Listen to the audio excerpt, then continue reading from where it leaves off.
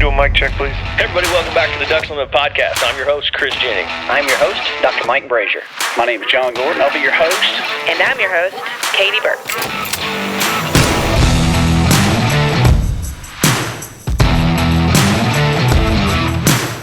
Welcome to the Ducks Unlimited podcast, the only podcast about all things waterfowl.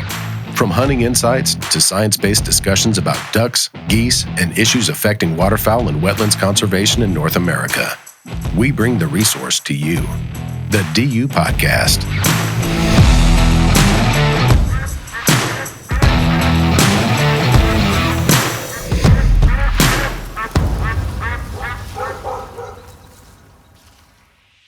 Hey everybody, welcome back to the Ducks Unlimited podcast. On today's episode, we're going to be talking about the importance of the partnership nature of what Ducks Unlimited does, specifically when we're talking about our state partners.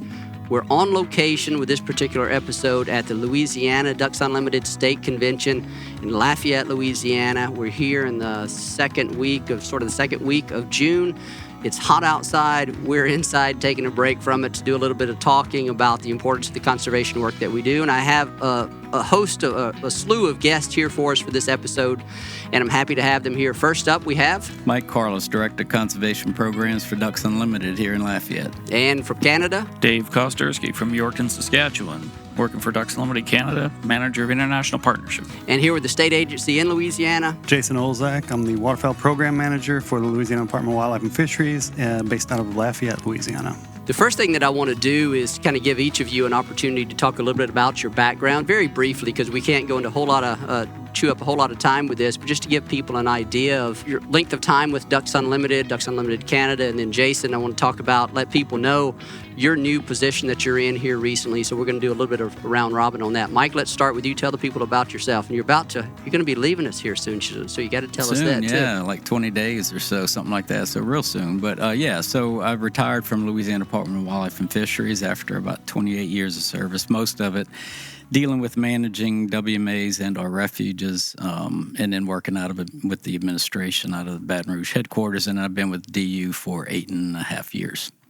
And you're retiring, finally going to retire here in about 20 days. Yeah. I committed to 5 years, and it's been 8.5, so I think it's time. You're not good at math. Either it's time or you're not good at math. No, so. That's right. A little bit of both. And so Dave Kostersky from Canada, you're here in Louisiana. You make this trip as often as you can. You can tell us about that. The importance of you being here. I know we're going to get into that, but take the opportunity now to even talk about that as well. Sure. So, this is the first time I've been allowed to come to Louisiana Convention. My boss, Pat Oh, Kehoe, really? who Okay. always comes to this convention, finally let me come. I forgot about that. He's at the board meeting along with a bunch of other folks. So I get to come to the Louisiana Convention. I'm excited about it. I've had a lot of fun already.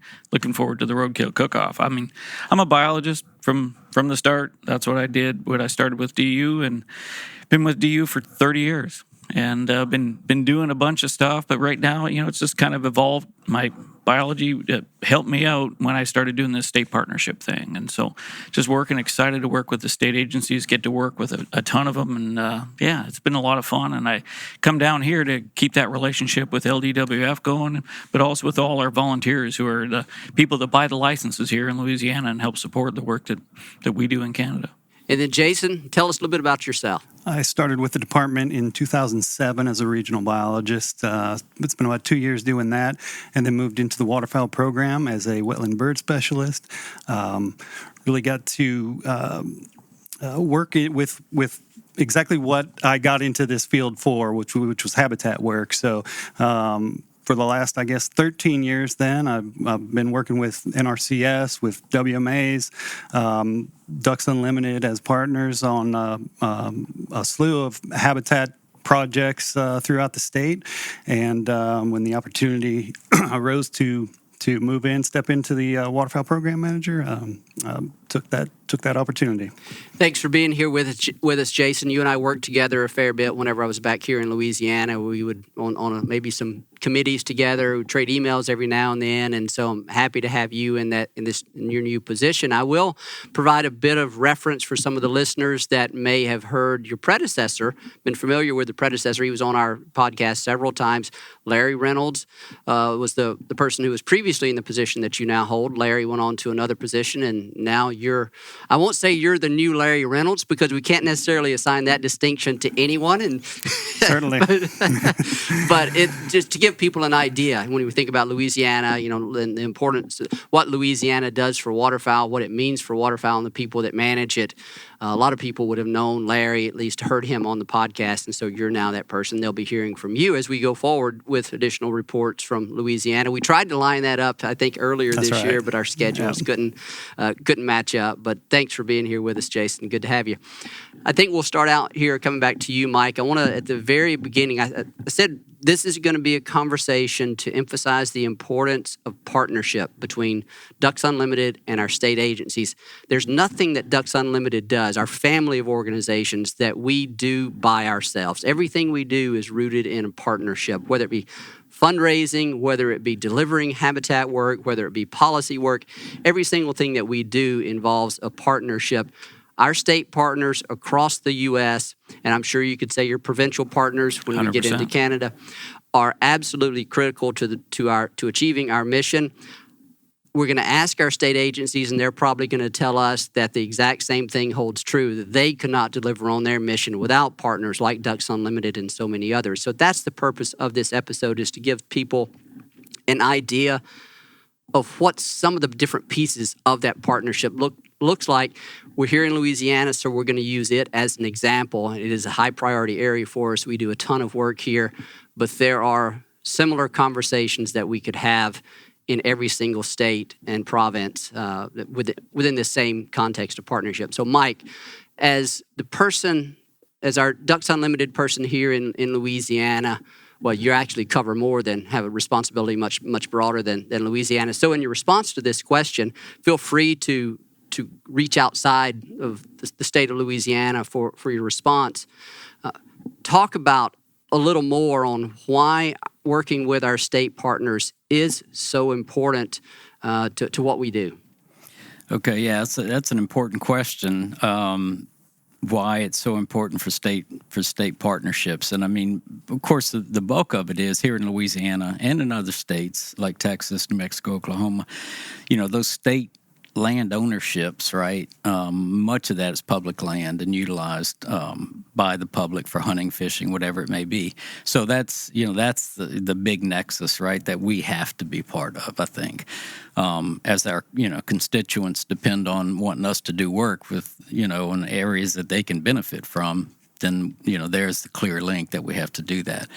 So Wildlife and Fisheries here in Louisiana has been instrumental. I mean, they own over 1.6 million acres, and much of that area is wintering waterfowl habitat. Some of it's refuges, but a lot of it, again, is WMAs and open to public access. So doing that kind of work is critical. And then there are other federal agencies, such as Fish and Wildlife Service, where we get NAWCA funds administered through, and then private ownership of land, like ConocoPhillips and other big land ownership.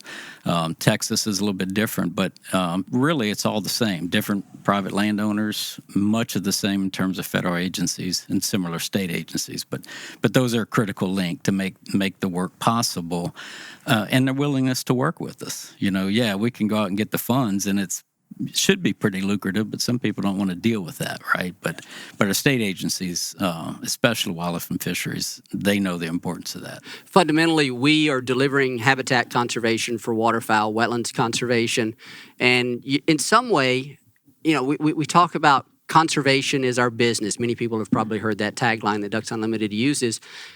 Our clients, our customers, are a lot of the people that own the habitat that we are enhancing, that we are conserving. That includes the public agencies as well as the private landowners, right? And so that's kind of that we have to be in partnership with them to help achieve our mission. And then vice versa, Jason, coming to you as the LDWF representative here, talk about that same very question. Why are these external partners so important? Why can't LDWF just kind of build a fence around itself and say, we're going to take care of everything ourselves? Sure. Well, as a state wildlife agency, we have more on our plate than just wetlands, waterfowl, waterbirds. So dividing up that labor is essential to getting the work done. We, as Mike said, we own a lot of the land. Our employees manage it. Our biologists and technicians out in the field. However, Ducks Unlimited fills in some of the gaps with the engineering, the grant administration. And even the conservation design, so they fill in some of those knowledge gaps where we don't have the personnel that are day to day working on those issues. One of the other things that a lot of people may not be aware of is that when we talk about how Ducks Unlimited and state partners work together, yes, there's a lot of the work that occurs locally, but then there's also the recognition that from a waterfowl standpoint, a lot of the ducks that the hunters of Louisiana like to pursue come from outside the state, right? And so if Louisiana wants to support habitat conservation efforts to produce more ducks, yeah, you can do it for wood ducks, you can do it for mottled ducks, black-bellied whistling ducks now, more recently here in the state. But talk about how the state views the importance of Ducks Unlimited for helping conserve breeding habitats, habitats outside of the state boundaries that ultimately influence what your hunters experience and can benefit from. Certainly.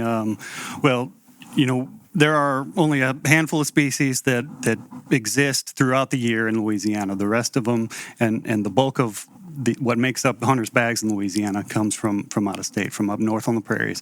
I would say, Louisiana, it might be a unique state in that our three top priorities, habitat priorities, match up exactly with some of the top priorities of Ducks Unlimited of NAWAMP.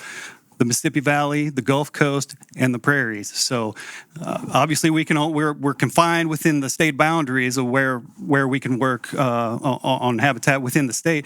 But Ducks Unlimited fills that role again for us up north. Some of my predecessors in the agency years ago, going back to 1965, recognized that. Breeding area up in Canada and the northern states, the prairie states, was where the production of ducks that are eventually coming down, migrating to Louisiana was. So the importance of sending money up there to get the habitat done, get habitat management done, was quite important. Ducks Unlimited was in place to deliver that habitat up there. Jason, that's a great transition for wanting to talk to Dave here. Do you have something to add there, Dave? Yeah, well, I was just going to say, I've been doing this partnership thing with the states for a while, and I kind of view it like it's your breeding grounds, right? It might be in Canada, but it's Louisiana's breeding grounds. And because Louisiana or LDWF doesn't have staff up in Canada, you're contracting Ducks Unlimited to do your conservation work up on those breeding grounds. And so we just happen to be that organization that's developed the expertise to do wetland conservation and grassland conservation, whatever needs to be done to be a good partner that not only takes your dollar but matches it and sends it up there. And then our staff up there work really hard on the ground and build relationships to do your conservation work for you. And that's how I've always looked at it. And I think it's an opportunity for us to think about it in a way that we're all collectively always leveraging each other's resources and skill sets. It's a pretty interesting thing to realize that state agencies acknowledge the importance of areas outside their boundaries for delivering a product that ultimately comes to their constituents, the people in their state. We talked with someone else about this on a previous episode. The same sort of applies at a federal level when we talk about the North American Wetlands Conservation Act. A portion of those funds, which are funds appropriated by the U.S. federal government, actually go to do conservation work in Canada as well as in Mexico. And so the reason for that is because we are talking about a migratory resource, one that does not pay attention to political boundaries. And the fact that we have people, decision makers, politicians, agency managers that recognize that and have fought hard enough to get people to agree to do that, to put in place whatever policies need to occur to enable that funding to flow to those areas outside their states. It's pretty remarkable to think about, right? That a state or a federal agency would go along with that. But there are very structured ways by which that happens. What I want to talk about now, specifically as it relates to what y'all were talking about and how Ducks Unlimited works with the states to deliver state funding to do conservation work in Canada, is something called the Fall Flights Program. It used to be the state grants program, right, Dave? It was the state funding for Canadian NAWAMP and NACA projects in Canada program. It's what it was. And so that was something that was really hard for people to wrap their tongue around. And you couldn't call it state grants because state agencies have a state grant program. And so it had these other names. And one of the things that when we went through a task force, we do these task forces at the Association of Fish and Wildlife Agencies, which is an organization of all the wildlife agencies that LDWF is a part of. They said, we need to brand this thing. We need to give it a name that makes more sense, that everybody can roll off and gives it an identity. And so that's where the Fall Flights came up. And that really just got established a couple of years ago. But yeah, it's state agency funding, called it Fall Flights, and it's really catching on. Everybody's using it, and it's been a good step. Talk about that in a bit more detail. What is it? I mean, how did it come about? How long has it been in existence? You said the Fall Flights Program, by that name, has only been in existence for a few years. But there was a program in place prior to that, right? Or of some nature. So talk about that as well, and how all of that happens, and the decisions that occur to make it happen. You know, it goes back to what Jason was saying about Louisiana Department started sending money in 1965. Before that, I mean, really, DU had major donors that started sending money to Canada from the very beginning of the organization, right? Back to 1937. DU started raising money, sent it to Canada. The state agencies really just followed what the private donors were doing. They were sending money up to the breeding council. They knew it was important. And so you have all these state agencies, Louisiana, one of the first, and then they started following suit throughout the 60s, 70s, and into the 80s. And then when the North American Plan came in, that plan at the drought of the 80s that was so pivotal to waterfowl conservation on this continent, one of the things that didn't come with that plan was money. But we knew that states were doing this. They'd already been doing it on their own. And so someone came up with the idea of this amazing legislation called NACA, or the North American Wetlands Conservation Act. And I think we underestimate just what all had to fall into place for that piece of legislation that has really transformed waterfowl conservation, not only in Canada, but here in Louisiana, and I think everywhere across the continent, because some of that money even gets supported work down to Mexico. So this transition from private funding to state funding, then to the federal government becoming part of this, was just phenomenal. Let's use Louisiana as an example. Jason, do you know how much LDWF is contributing to the Fall Flights Program right now? In recent years, it has averaged about $270,000 a year. And that money comes from what source? Well, there's been a few changes here recently. Going back a few years, it was statutorily dedicated 10% of hunting license revenues. So there's been, as I said, a little bit of change here recently, and now we have the Louisiana Duck License, Stamp, and Print Fund, which goes to the Conservation Fund, and half of that may be dedicated to conservation in the breeding grounds.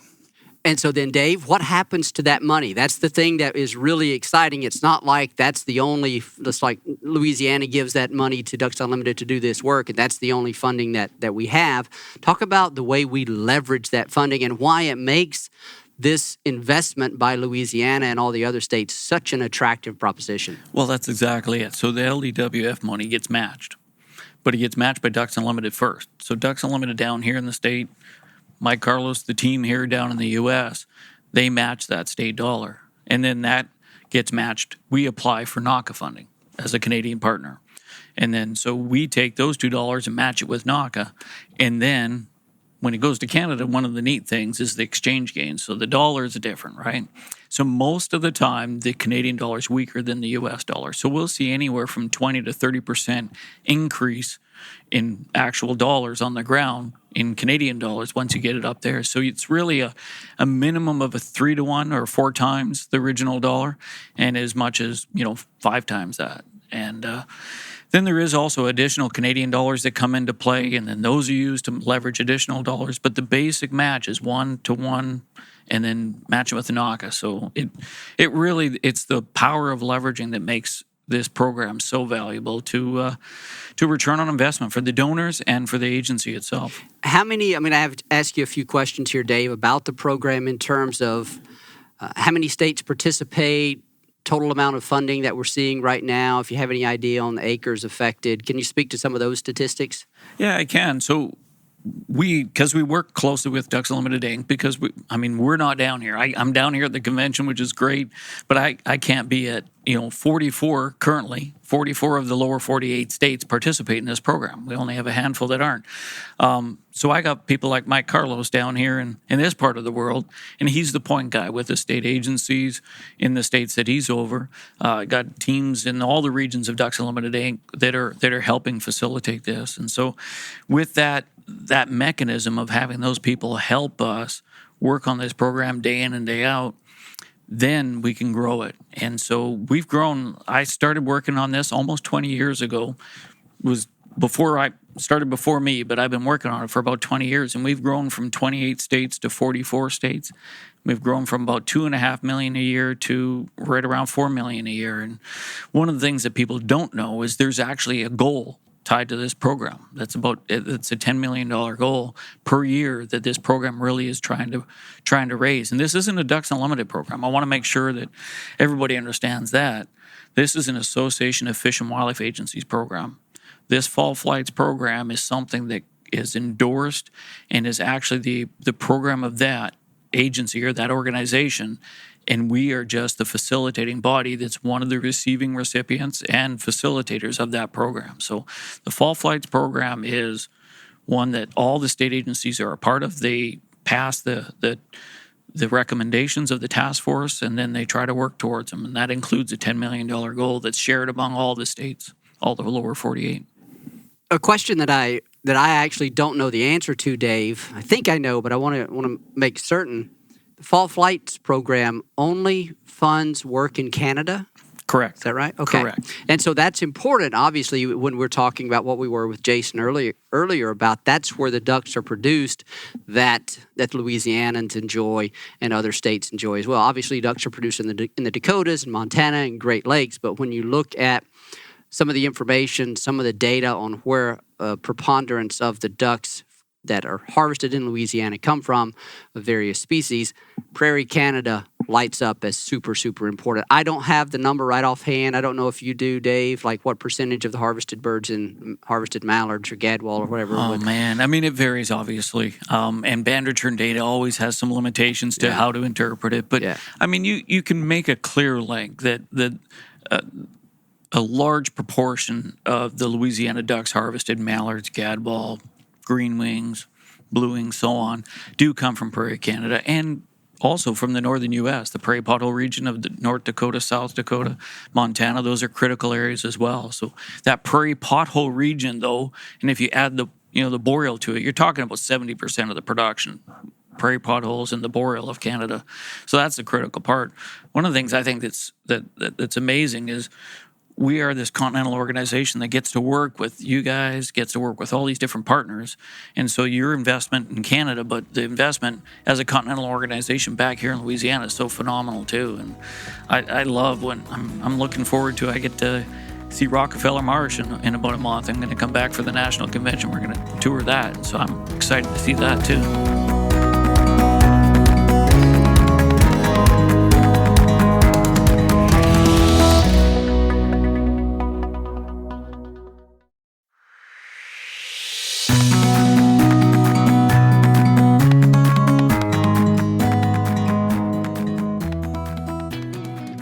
I have a couple more questions for you, Dave, related to this program. Give people an idea of the type of projects that money funds. Like, what are we talking about? Down here in Louisiana, we would think about water control structures. We would think about some type of intensive management of coastal marsh or something. That's not exactly what we're talking about up there. So give people an idea of how this money is spent on what kind of projects. One of the things that folks that haven't been up there struggle in understanding is the birds spread out. You'll get a pair on this pond, maybe a pair of mallards and greenwing on this pond. That pond might have a pair of shovelers, and if it's a deep pond, you might have a pair of redheads on it. So you have this vast landscape that is required because they all set up territories, right? And so the habitat work that we do up there requires us to cover large areas. And so what we do is some large protection type habitats, large easements, trying to do at least quarter section and sometimes multiple quarter sections. Quarter sections, 160 acres.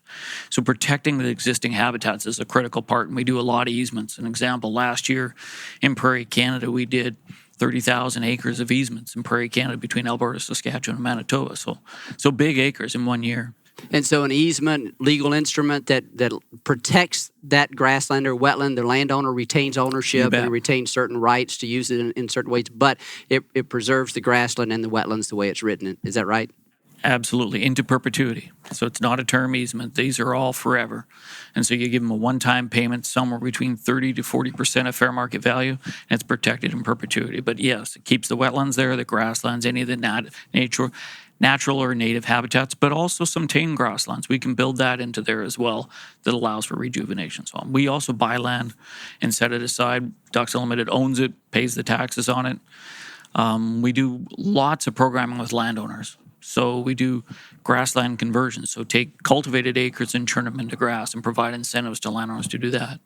And one of the more innovative ones that people have a hard time wrapping their head around is the whole winter wheat program, which I'm sure you've heard of, Mike, but it's really all about finding something to do in that cultivated landscape because it's really tough. And the big thing that winter wheat does is there's no cultivation or seeding activity in the spring because it's done in the fall.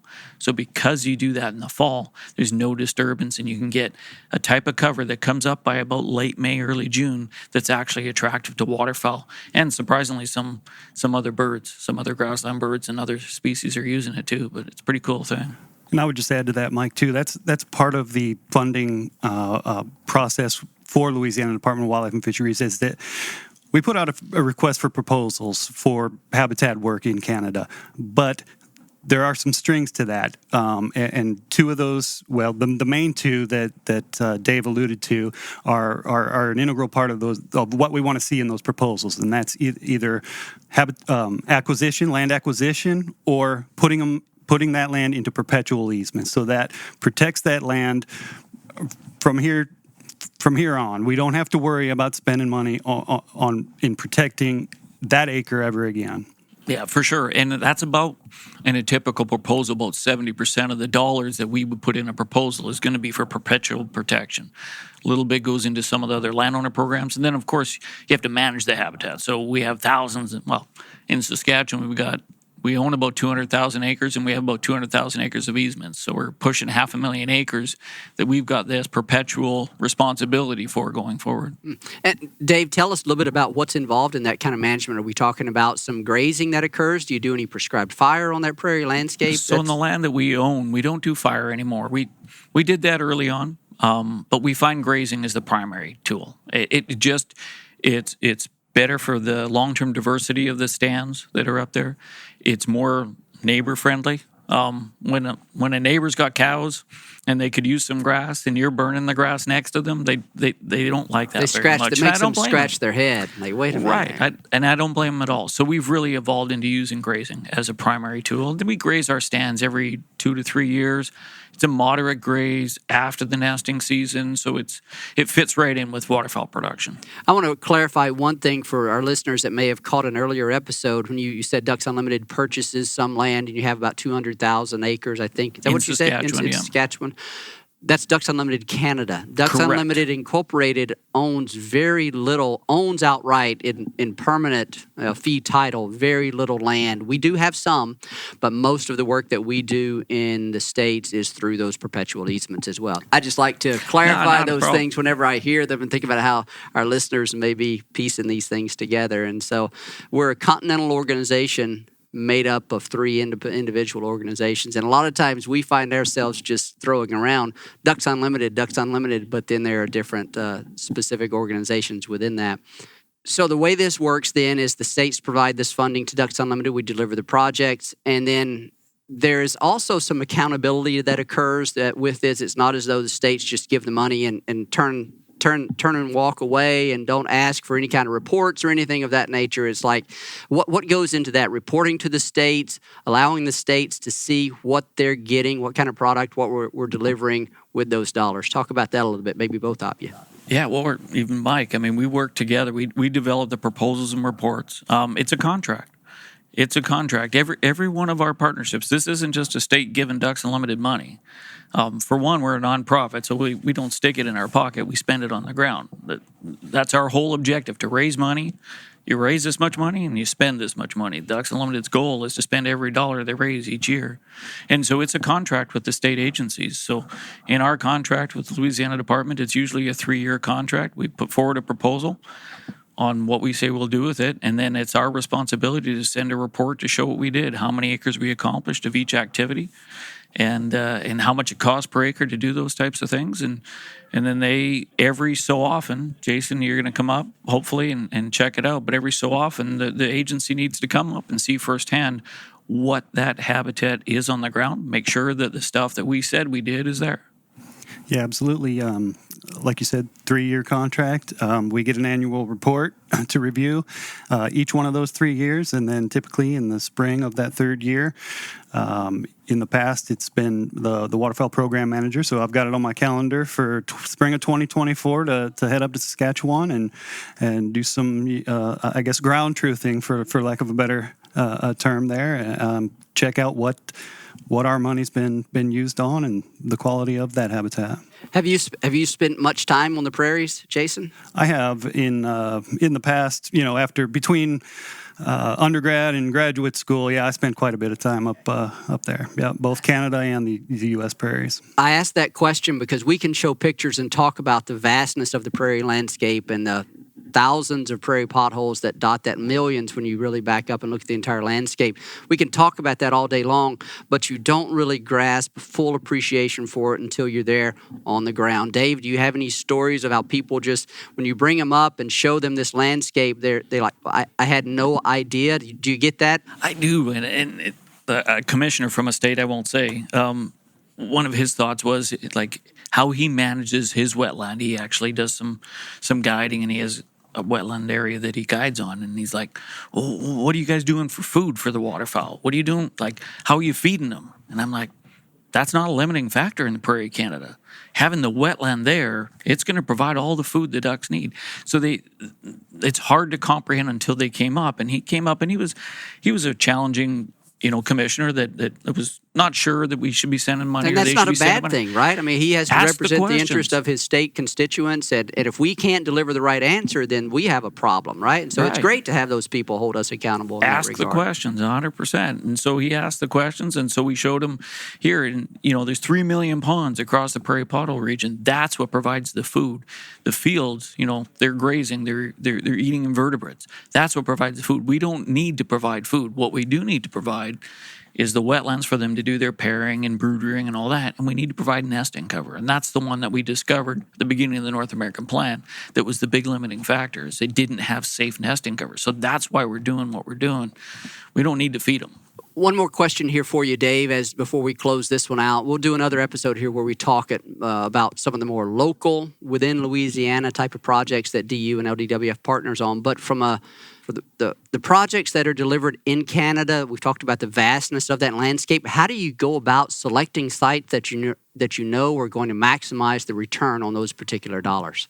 We're super fortunate in the Prairie Habitat Joint Venture. That's the joint venture that crosses Prairie Canada and up into the Borealis. We've done some science early on in the joint venture where we did a whole bunch of waterfowl telemetry work, a whole bunch of habitat evaluation work, nest success, all those things. We have a waterfowl productivity model, and we're extremely fortunate to have that model that allows us to measure just how productive a piece of habitat would be based on how many wetlands are there, what type of grasslands or other cover types.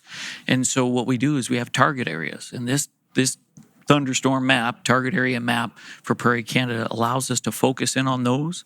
And then within those, we can even pick the best of the best. We've evolved. We actually have a cost tool now that we've added a cost element to it. So we actually have a scale of 1 to 9 most cost-effective to least cost-effective tool that we layer above our targeting tool that tells us our return on investment for, say, an easement on this quarter section of land. And so having not only a productivity model, but then adding a cost tool element to it just allows us to be the most efficient we possibly can with those dollars. And it's at program level. It's really cool tool.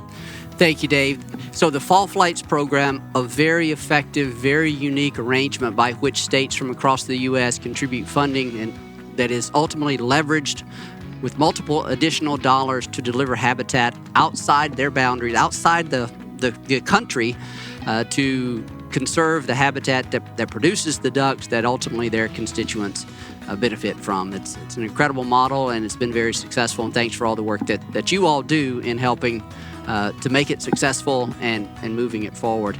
We have a lot more to talk about when it comes to partnerships between Ducks Unlimited and our state agencies, LDWF in this particular case, and some specific examples of projects and priorities that we share and how we move forward on those, and some additional grant programs that we'll talk about. We'll cover that in the next episode.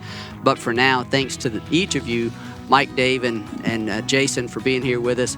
So we'll catch you on the next episode. Thank you, guys. Thanks, Mike. Thank you. Yeah, thanks. A special thanks to our guests on today's episode, Mike Carlos, Dave Kostersky, and Jason Olszak. We appreciate their time being with us on this episode. As always, we thank our producer, Chris Isaac, who does a terrific job getting these episodes edited and out to you. And to you, the listener, we thank you for your time and for your support of wetlands and waterfowl conservation. Thank you for listening to this episode of the DU Podcast. Be sure to rate, review, and subscribe to the show, and visit www.ducks.org/DU podcast for resources based on today's topics, as well as access to more episodes. Opinions expressed by guests do not necessarily reflect those of Ducks Unlimited. Until next time, stay tuned to the ducks. Stay tuned to the ducks. Stay tuned to the ducks.